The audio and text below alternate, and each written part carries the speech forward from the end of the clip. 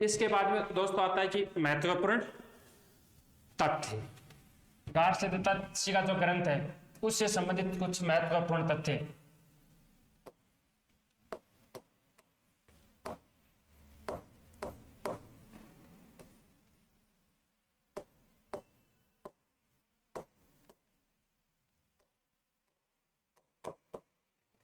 इसके महत्वपूर्ण तथ्य, ग्रंथ से संबंधित दोस्तों महत्वपूर्ण तथ्य क्या क्या है। प्रत्येक लाइन इंपॉर्टेंट है दोस्तों। महत्वपूर्ण तथ्य में जो भी मैं लाइन निकालूंगा वो परीक्षा की दृष्टि से वेरी वेरी इंपॉर्टेंट है दोस्तों। परीक्षा में आने वाला जो क्वेश्चन है वो ही मैं आपको बोर्ड पर लिखाऊंगा, कोई कचरा मैं आपको नहीं लिखवा रहा हूं दोस्तों। तो इसलिए आप ध्यान से सुने और ध्यान से ही पढ़ें।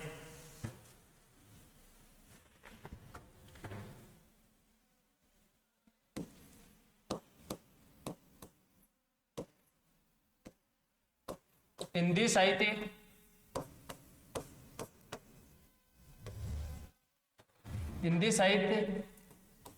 के इतिहास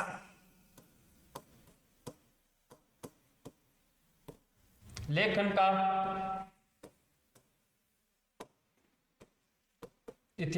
का सूत्रपात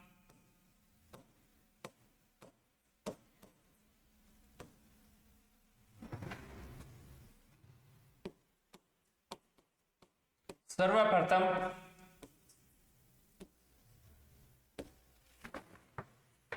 एक फ्रेंच या फ्रांसीसी भी कह सकते हैं, या फ्रांस भी, एक फ्रेंच विद्वान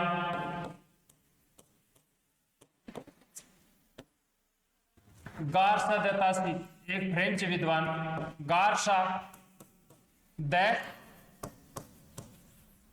तासी के द्वारा किया गया। गार्सा द तासी के द्वारा किया गया। हिंदी साहित्य के इतिहास लेखन का सूत्रपात।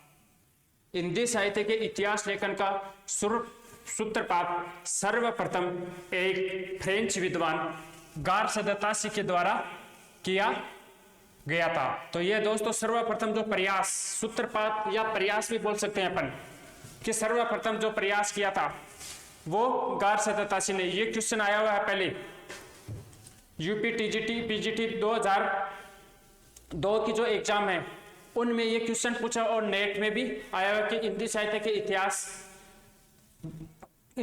के इतिहास लेखन का सूत्रपात सर्वप्रथम किन के द्वारा हुआ।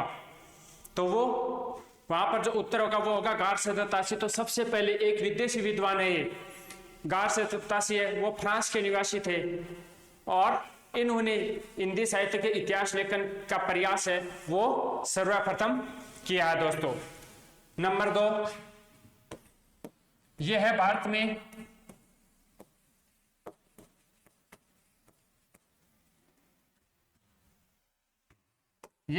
में उर्दू के प्रोफेसर थे। ये भारत में उर्दू के प्रोफेसर थे एवं मूलतः फ्रांस के निवासी थे।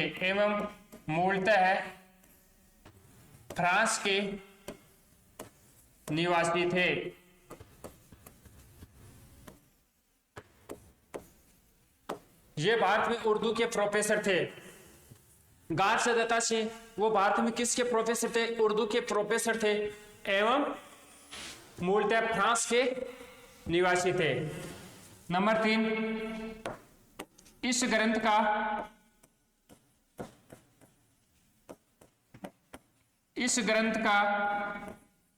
उर्दू में अनुवाद मौलवी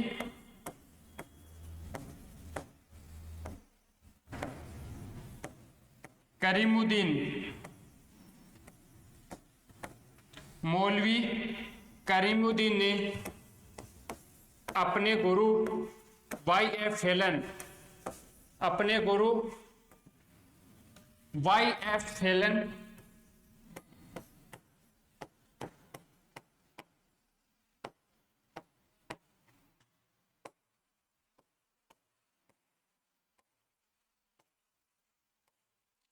YF फेलन के सहयोग से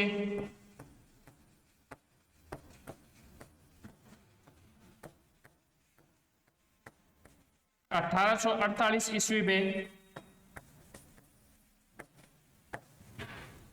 तबकात उ शुअरा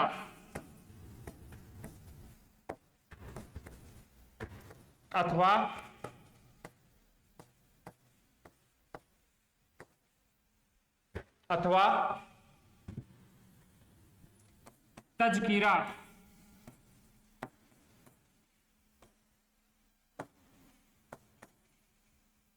तज़किरा ई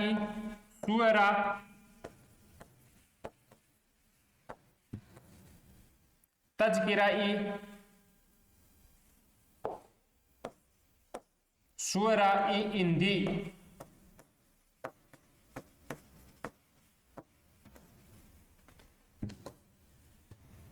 नाम से किया।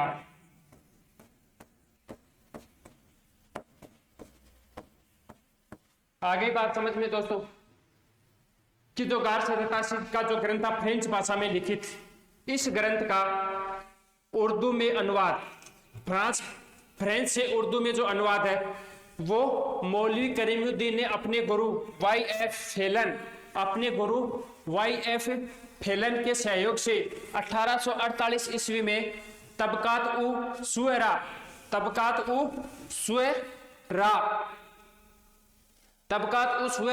अथवा तज़किरा ई शुअरा ई हिंदी नाम से किया। किसने किया? मौलवी करीमुद्दीन ने अपने गुरु YF फेलन के सहयोग से 1848 ईस्वी में तबकात उ शुअरा अथवा तज़किरा ई शुअरा ई हिंदी के नाम से किया। तो तबकात उ शुअरा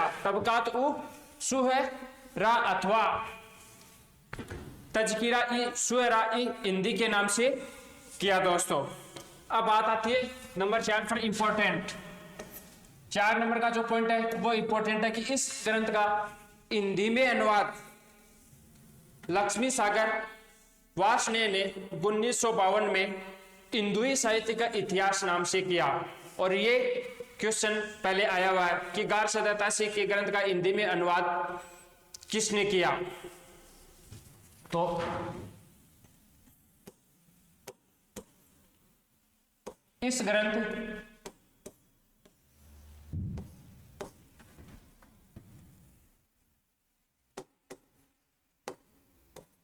ग्रंथ का हिंदी में अनुवाद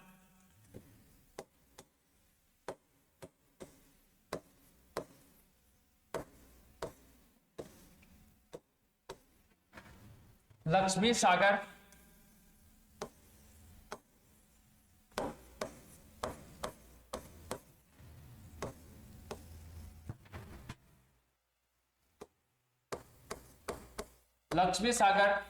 वार्ष्णेय ने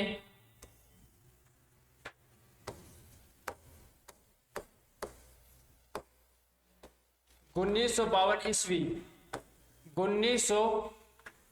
ईस्वी में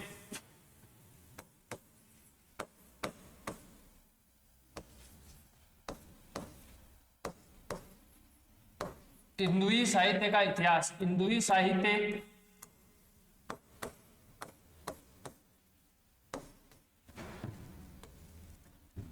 साहित्य का इतिहास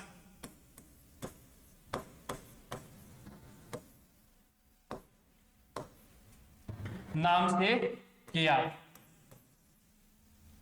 हिंदुई साहित्य का इतिहास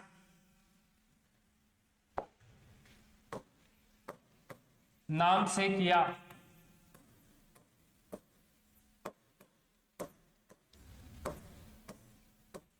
हिंदुई साहित्य का इतिहास नाम से किया।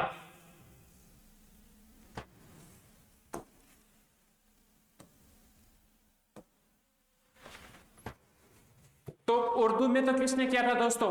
उर्दू में तो मौलवी करीमुद्दीन ने अपने गुरु वाई.एफ. हेलन के सहयोग से 1848 ईस्वी में 1848 ईस्वी में दोस्तों कब किया था? 1848 ईस्वी के अंदर तबकात उ शुएरा अथवा तजकिरा ई शुएरा ई हिंदी के नाम से किया। और हिंदी में इस ग्रंथ का अनुवाद लक्ष्मी सागर वार्ष्णेय ने 1952 में हिंदुई साहित्य का इतिहास नाम से किया था दोस्तों। हिंदुई साहित्य का इतिहास नाम से किया।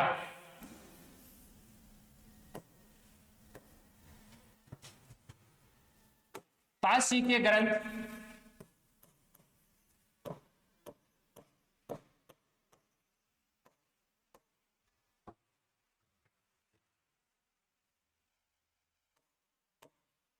का प्रथम कवि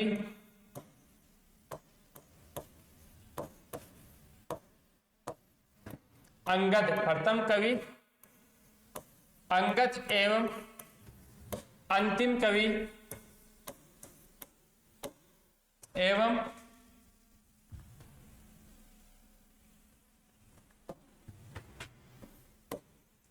अंतिम कवि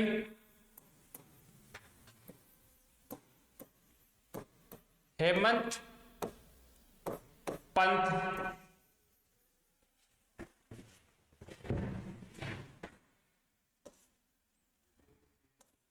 हेमंत पंत थे।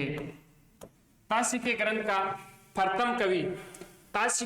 प्रथम कवि अंगद एवं अंतिम कवि है वो हेमंत पंत थे दोस्तों। हेमंत पंत है।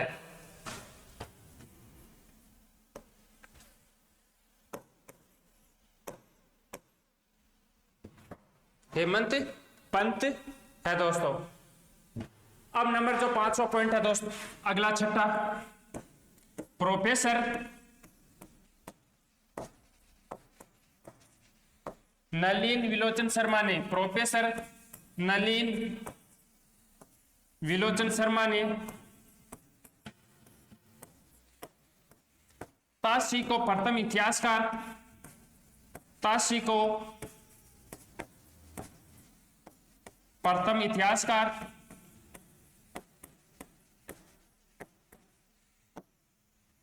एवं इनके ग्रंथ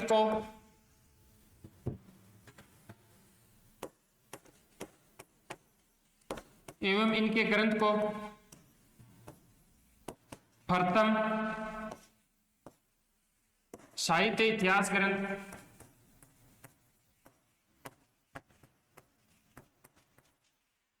प्रथम साहित्य इतिहास ग्रंथ माना। किसने? प्रोफेसर नलिन विलोचन शर्मा के अनुसार। इंपॉर्टेंट लाइन है दोस्तों कि प्रोफेसर नलिन विलोचन शर्मा के अनुसार ताशी वो प्रथम इतिहासकार हैं। इनका जो ग्रंथ है वो प्रथम साहित्यिक ग्रंथ है दोस्तों। तो इससे कि एक विदेशी विद्वान गार्शद ताशी द्वारा हिंदी साहित्य के इतिहास ग्रंथ के लेखन का प्रयास किया गया। इससे आगे चलकर भारतीय इतिहासकारों को प्रेरणा मिली कि गार्शद ताशी हैं वो एक विदेशी इतिहासकार थे और उन्होंने सर्वप्रथम हिंदी साहित्य के इतिहास ग्रंथ को लिखने का प्रयास किया, जिसके कारण आगे चलकर भारतीय इतिहासकारों ने अपने इतिहास ग्रंथ को लिखने के लिए ताशी के ग्रंथ है उसको आधार मान करके अपने इतिहास के ग्रंथों को लिखा। तो दोस्तों अब अपन महत्वपूर्ण जो बातें मैंने बताई आपको इन गार्शद ताशी के ग्रंथ की महत्वपूर्ण तथ्य। अब बात आती है कमियां कि इस ग्रंथ में क्या कमियां थी जिसके कारण यह ग्रंथ हिंदी साहित्य इतिहास ग्रंथ की श्रेणी में नहीं रखा जा सकता। तो इसके अंदर जो मेन कमियां थी दोस्तों उनके बारे में मैं आपको बताऊंगा। कमियां,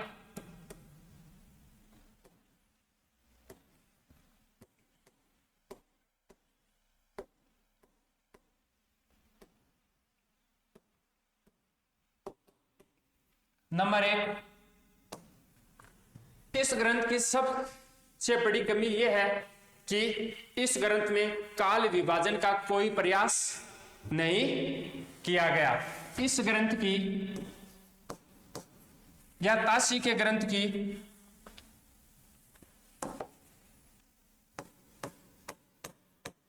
गार सदा ताशी के ग्रंथ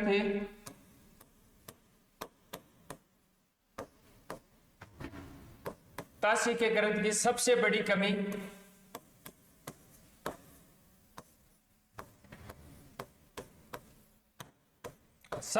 कमी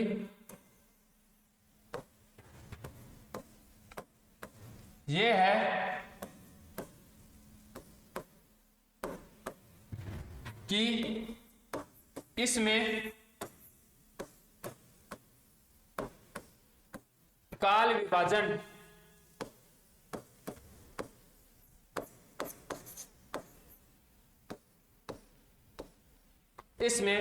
काल विभाजन का कोई प्रयास नहीं किया गया।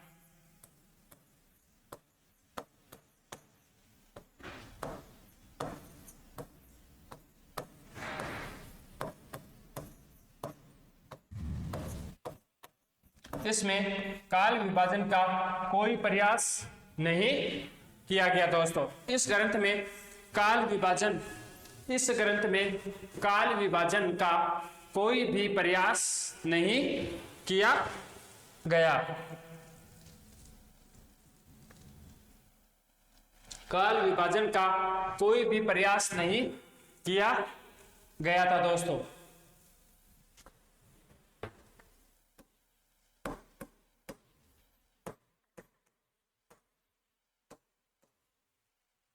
काल विभाजन यहां पर ही आएगा दोस्तों, थोड़ा दिखने के दृष्टि से मैंने लिखा है। ताशी के ग्रंथ की सबसे बड़ी कमी यह है कि इसमें काल विभाजन का कोई प्रयास नहीं किया गया। इस ग्रंथ में काल विभाजन का कोई प्रयास नहीं किया गया। गार से दैताशी का जो ग्रंथ है, इस्तवार दैला लिटरेचर हिंदुस्तानी, इस ग्रंथ में गार से दैताशी ने काल विभाजन का कोई भी प्रयास नहीं किया। इसमें युगीन प्रवृत्तियों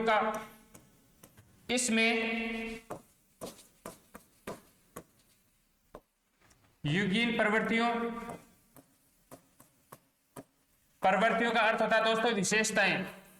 युगीन, युग प्लस इन, युग का अर्थ होता समय या काल, उस काल की जो विशेषताएं थी।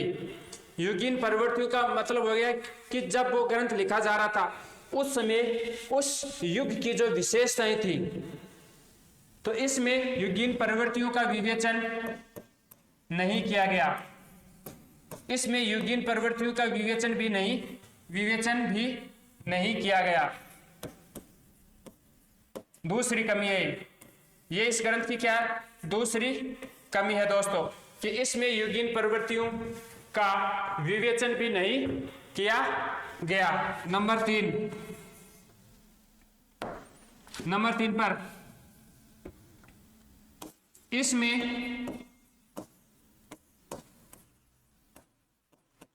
कवियों एवं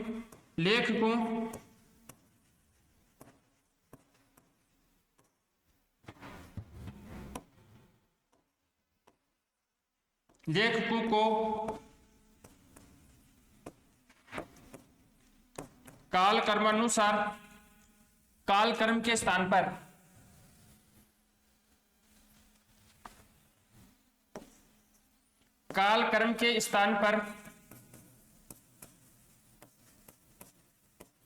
हिंदी वर्णमाला, काल कर्म के स्थान पर हिंदी वर्णमाला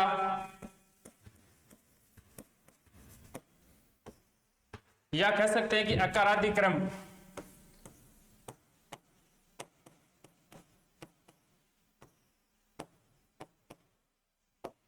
इसमें कवियों एवं लेखकों को कालक्रम के स्थान पर हिंदी वर्णमाला के आधार पर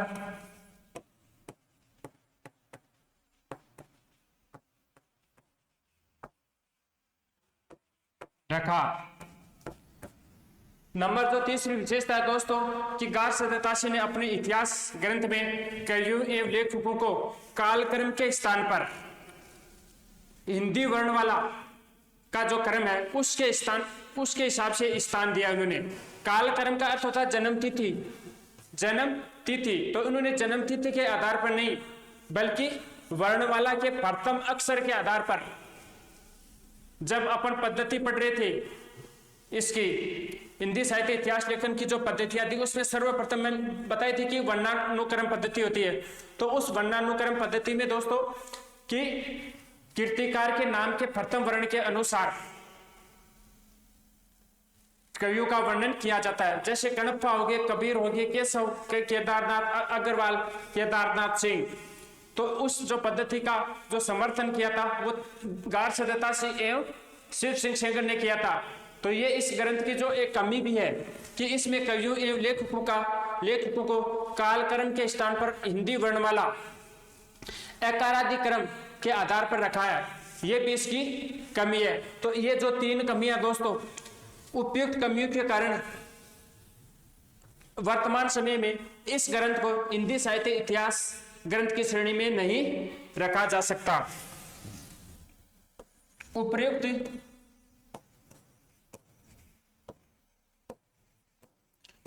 उपर्युक्त कमियों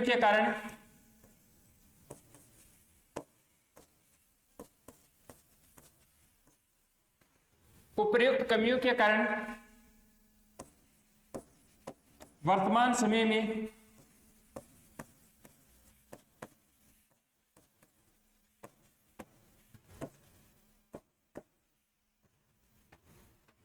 इस ग्रंथ को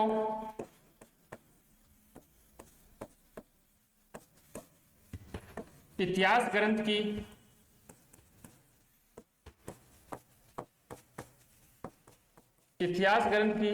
श्रेणी में नहीं रखा जा सकता। इतिहास ग्रंथ की श्रेणी में नहीं रखा जा सकता।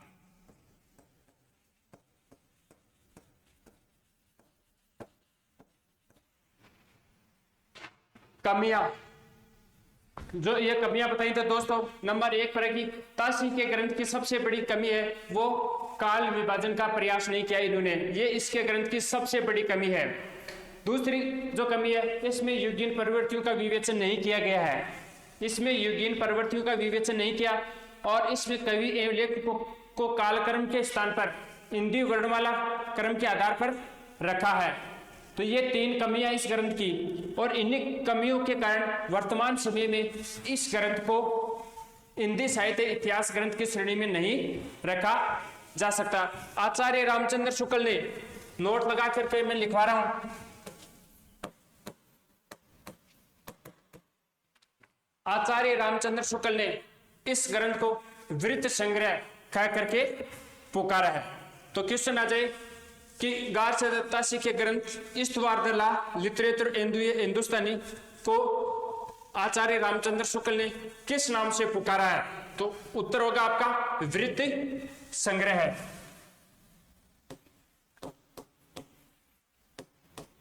ताशी के ग्रंथ को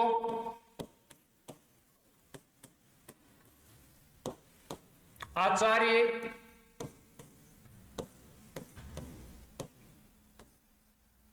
रामचंद्र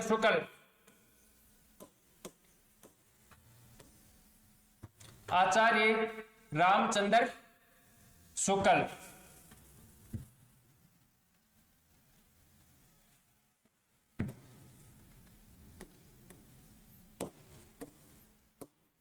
शुक्ल ने वृत्त संग्रह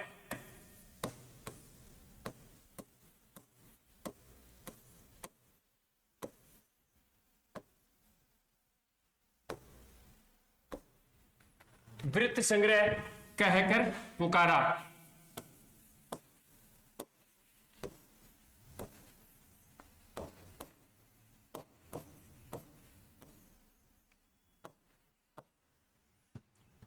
गार से दत्तासी का जो ग्रंथ है हिंदी साहित्य का, गार से दत्तासी के ग्रंथ को आचार्य रामचंद्र शुक्ल ने आचार्य रामचंद्र शुक्ल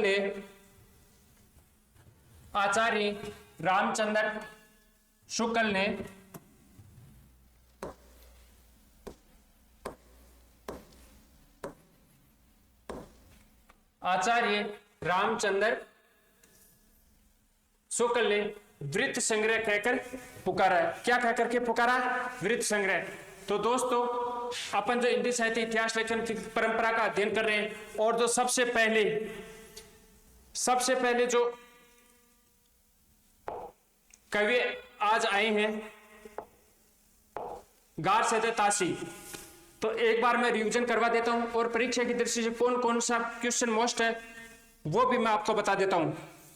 तो हिंदी साहित्य इतिहास लेखन की जो परंपरा है उसमें सर्वप्रथम इस परंपरा का जो प्रयास है, हिंदी साहित्य इतिहास लेखन की परंपरा का जो सूत्रपात है, सबसे पहले वो एक फ्रेंच विद्वान गार से दत्तासी के द्वारा किया गया था।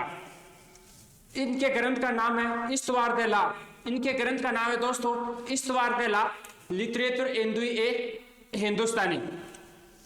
ये ग्रंथ फ्रेंच भाषा में लिखा गया था। इस ग्रंथ में कुल कवियों की संख्या 738 है, जिसमें हिंदी के कवि हैं वो 72 है। ये ग्रंथ की जो पद्धति है वो वर्णानुक्रम पद्धति है। दोस्तों ये ग्रंथ वर्णानुक्रम पद्धति के आधार पर लिखा गया था। प्रकाशन, इसका प्रकाशन 2 संस्करण एवं 5 भागों में हुआ। दोस्तों इसका प्रकाशन है वो क्या हुआ, 2 संस्करणों एवं 5 भागों में हुआ। 2 संस्करण है दोस्तों इसके और 5 भाग हैं। तो पहला संस्करण है उसके 2 भाग हैं दोस्तों। प्रथम जो संस्करण है इसके 2 भाग हैं और जो दूसरा संस्करण है इसके 3 भाग हैं दोस्तों। तो प्रथम संस्करण के जो 2 भाग हैं उसमें पहला भाग है वो 1839 ईस्वी में प्रकाशित हुआ। प्रथम संस्करण का पहला भाग 1839 ईस्वी में प्रकाशित हुआ और प्रथम संस्करण का जो दूसरा भाग है वो 1847 ईस्वी में प्रकाशित हुआ। अब जो दूसरा संस्करण है दोस्तों इसके 3 भाग हैं, इसके 3 भाग हैं। तो दूसरे संस्करण का प्रथम और दूसरा भाग है वो एक साथ ही प्रकाशित हुए थे 1870 ईस्वी में, और जो तीसरा भाग है वो 1871 ईस्वी में प्रकाशित हुआ। दोस्तों तो जो आपको परीक्षा की दृष्टि से महत्वपूर्ण है वो यही है कि ये ग्रंथ देख करके, इनका ग्रंथ का नाम देख करके पूछ सकते हैं कि इसके लेखक कौन है, या हिंदी साहित्य इतिहास लेखन का सर्वप्रथम प्रयास किसने किया, ये क्वेश्चन बनता है एक। और गार से दत्तासी के ग्रंथ की भाषा कौन सी है, ये भी एक इंपॉर्टेंट क्वेश्चन बनता है। अब आगे चलते हैं दोस्तों कि इसके महत्वपूर्ण तथ्य।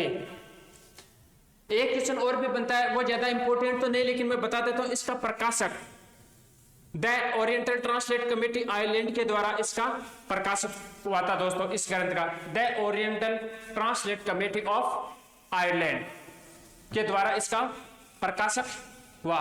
महत्वपूर्ण तथ्य, हिंदी साहित्य के इतिहास लेखन का सूत्रपात सर्वप्रथम एक फ्रेंच विद्वान गार से दत्तासी द्वारा किया गया था। ये एक विदेशी विद्वान थे दोस्तों, और हिंदी साहित्य का इतिहास लिखने का सर्वप्रथम जो प्रयास है वो एक विदेशी इतिहासकार गार से दत्तासी के द्वारा किया गया था। यह इंपॉर्टेंट लाइन है दोस्तों, परीक्षा की दृष्टि से प्रश्न बनता है इससे। दूसरी है, ये भारत में उर्दू के प्रोफेसर थे एवं मूलतः फ्रांस के निवासी थे। ये कहां के निवासी थे? फ्रांस के रहने वाले थे और भारत में उर्दू भाषा के प्रोफेसर थे। ये उर्दू के प्रोफेसर थे।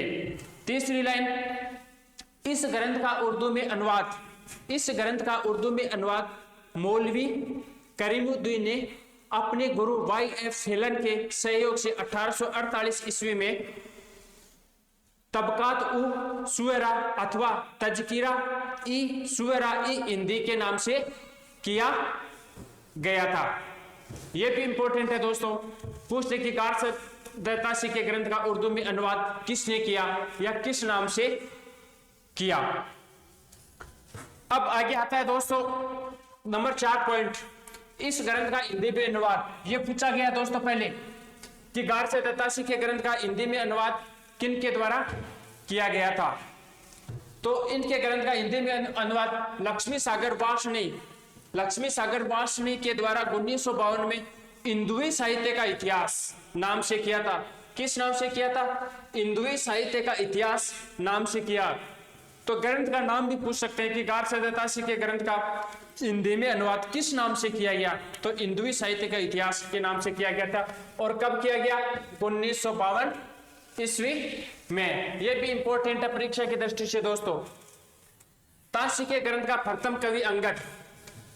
इस ग्रंथ का जो प्रथम कवि है वो अंगद है दोस्तों। वह अंतिम कवि है वो हेमंत पंत है। अंतिम कवि है वो हेमंत पंत है। प्रोफेसर नलिन विलोचन शर्मा, ये भी इंपॉर्टेंट है दोस्तों। ये छठा पॉइंट भी इंपॉर्टेंट है कि प्रोफेसर नलिन विलोचन शर्मा के अनुसार ताशी को प्रथम इतिहासकार मानते हैं और इनके ग्रंथ इस्तवार द लॉ लिटरेचर हिंदुस्तानी को प्रथम साहित्य ग्रंथ। प्रोफेसर नलिन विलोचन शर्मा ताशी को प्रथम साहित्यकार मानते हैं, हिंदी साहित्य का साहित्यकार मानते हैं और इनके ग्रंथ को प्रथम हिंदी साहित्य का इतिहास ग्रंथ मानते हैं। तो ये क्वेश्चन भी इंपॉर्टेंट बनता है कि किसके अनुसार गारसे दत्तासी हिंदी के प्रथम इतिहासकार हैं, इनका ग्रंथ हिंदी साहित्य का प्रथम इतिहास ग्रंथ है। तो आपका उत्तर होगा नलिन विलोचन शर्मा, प्रोफेसर नलिन विलोचन शर्मा दोस्तों। अब जो आगे इस ग्रंथ की कमियां, क्या कमियां दोस्तों इस ग्रंथ में, उनके बारे में अपन अध्ययन करेंगे। तो ताशी के ग्रंथ की जो सबसे बड़ी जो कमी है दोस्तों कि इसमें काल विभाजन का कोई प्रयास नहीं किया गया। इस ग्रंथ में गारसे दत्तासी का जो ग्रंथ है, गारसे दत्तासी का जो ग्रंथ है दोस्तों, इसमें काल विभाजन का कोई प्रयास नहीं किया गया। यह इस ग्रंथ की सबसे बड़ी कमी है दोस्तों। दूसरी कमी इसमें यह है कि दोस्तों इसमें युगीन प्रवृत्तियों का कोई विवेचन नहीं किया गया है। नंबर 3 जो कमी है दोस्तों इसकी यह है कि इस ग्रंथ में कवियों एवं लेखकों को कालक्रम के स्थान पर हिंदी वर्णमाला क्रम के आधार पर रखा गया है। तो ये उपयुक्त 3 कमियों के कारण वर्तमान में इस ग्रंथ को हिंदी साहित्य के इतिहास ग्रंथ की श्रेणी में नहीं रखा जा सकता दोस्तों। अब आगे देखो, आचार्य रामचंद्र शुक्ल ने ताशी के ग्रंथ के बारे में कहा है कि गारसे दत्तासी का जो ग्रंथ है वो इतिहास ग्रंथ नहीं होकर के एक वृत्त संग्रह मात्र है। आचार्य रामचंद्र शुक्ल ने यह कहा है गारसे दत्तासी के बारे में कि उनका साहित्य का इतिहास ग्रंथ है वो इतिहास ग्रंथ की श्रेणी में नहीं आता, बल्कि वह वृत्त संग्रह की श्रेणी में आता है। तो दोस्तों आज हमने हिंदी साहित्य के इतिहास लेखन की परंपरा में जो प्रथम कवि हैं या जिन्होंने सूत्रपात किया या जिन्होंने सर्वप्रथम प्रयास किया था हिंदी साहित्य इतिहास लेखन के ग्रंथों का, उनके बारे में अपन ने आज अध्ययन किया। तो आज के लिए दोस्तों इतना ही।